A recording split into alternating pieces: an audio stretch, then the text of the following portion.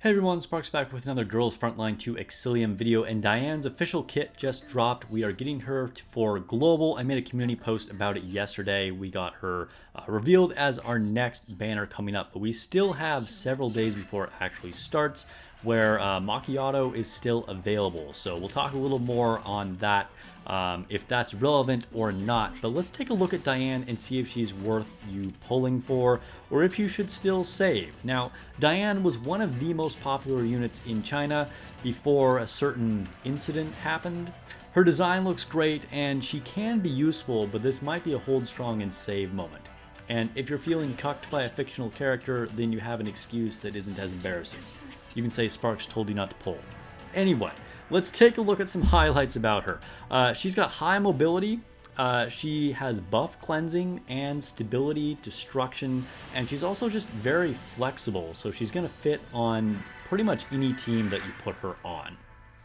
She uses an AR, and her signature weapon is pretty optional, which is kind of a bonus. You know, I wouldn't stress on getting her weapon, especially because of all of the pulls you'll be doing for her, in theory at least, if you do decide to pull for her. More on that in a second. She's a Vanguard class, which is similar to Vepli. This is that really high mobility type unit. She actually has the highest mobility in the game as far as I know. Her standard movement is 9, which is already insane. I mean, that's already almost twice as far as, you know, like your sniper rifle units can move. So that's pretty nuts. But then she also has a key that gives her another additional movement, so she can move 10.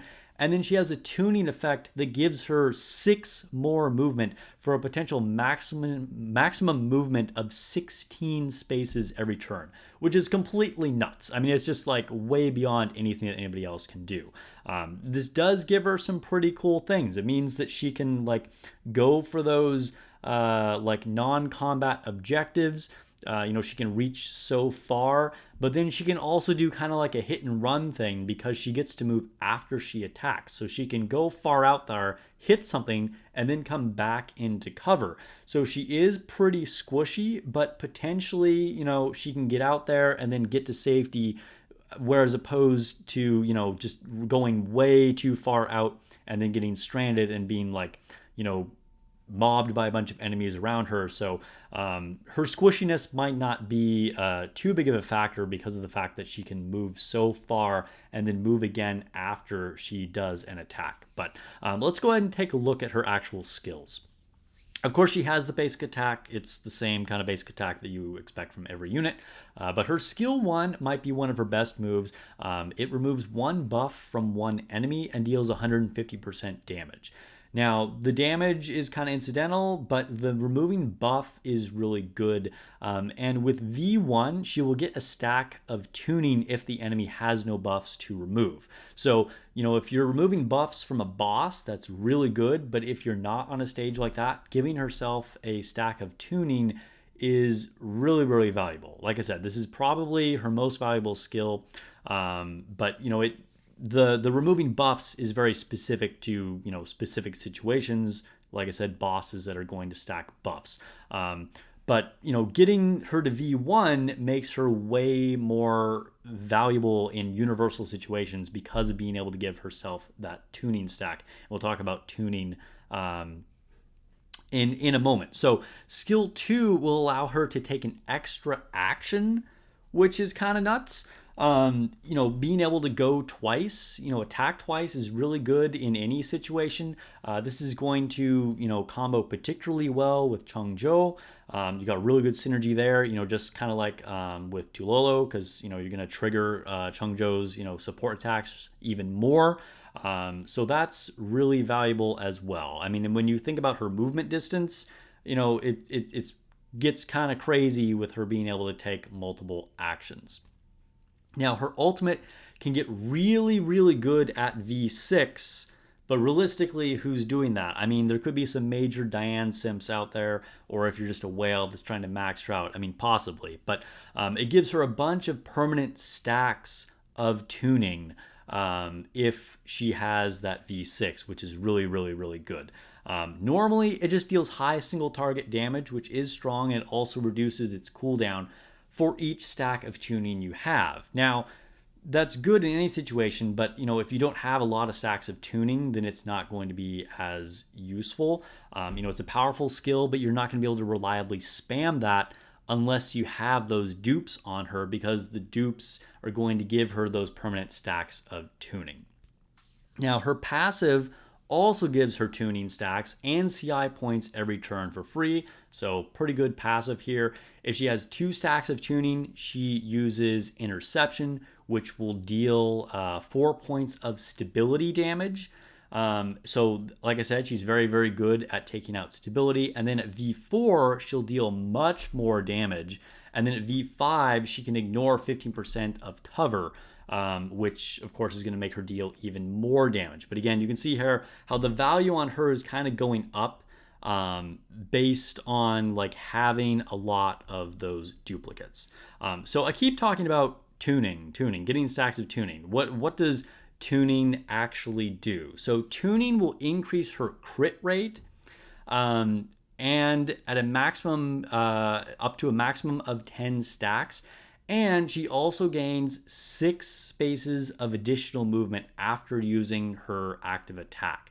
So this is how she gets that extra 6 movement after she can attack. So she can move up to 10 spaces, use an ability, and if she has tuning, then move again. Not to mention that those stacks of tuning are contributing to all the other things that I mentioned earlier, where it's going to give her like either more damage, or it's going to have her ignore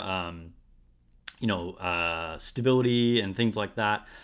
So getting her stacks of tuning is kind of like her main shtick. It's going to be super good, and although she will gain some passively, she really gets a lot more of them when you have those duplicates, and then you can get those permanent stacks of tuning, which just makes her so much better. So you won't have that really good hit and run functionality if you don't have tuning. So just keep that in mind. Anything that gives her tuning is going to be something that's going to really, really benefit her. Now, as I mentioned before, you're probably not going to really worry about her weapon too much. It's not a priority. It gives her a random buff if she has full HP. I'm not really a fan of things that are random in general. Like, that's just like not really that great for a strategic game or something that you're trying to be competitive in. Just talking about kind of gaming in general. Like, random effects are generally not what you want to be doing. And then it won't even happen if she takes damage, because she has to be at full HP. So, a conditional random effect is even worse. So, you could say like, oh, that's bad, she has a bad weapon. But again, if you're trying to pull a bunch of dupes of her, not having to get her weapon is kind of a positive, actually. Anyway, let's take a look at keys. I think you definitely want the one that increases her movement. I mean, you want to lean into the fact that she can move so far, so get that one that gives her the extra space of movement. I'd also use the one that gives her a stack of tuning if her movement is higher than the target. Again, more ways to get tuning is always good, and she's probably always going to have higher movement than whatever her target is.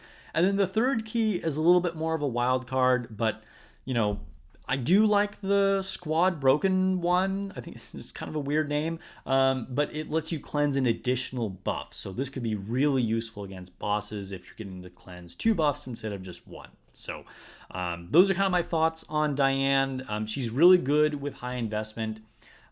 She can really spam skills like that ultimate if you have lots of dupes on her, because she gets those stacks of tuning, those permanent stacks of tuning, so much earlier, or so much easier rather. But she'll probably be a skip for most people, unless she's just waifu, right? She's a little squishy, and most people just won't need her as much compared to big DPS units, even though she does have good utility.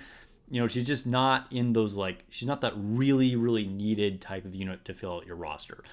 Honestly, she is a good unit, but it'll be interesting to see how the global meta forms and how relevant she is. She definitely seems like she will reward manual play, which is something that I'm still really working on myself, and I need to force myself to play on manual more often. It's generally something that you want to do anyway, but I think particularly with units like Daiyan, she's going to really be good if you're playing manually. So anyway, If you're saving, I think you can probably safely pull for Macchiato now, knowing that you have some time before Klukai comes out, because that's the big unit that you probably want to be saving for. I've mentioned her before. She's an insane DPS, has a great design too, and is a unit that I'm looking forward to.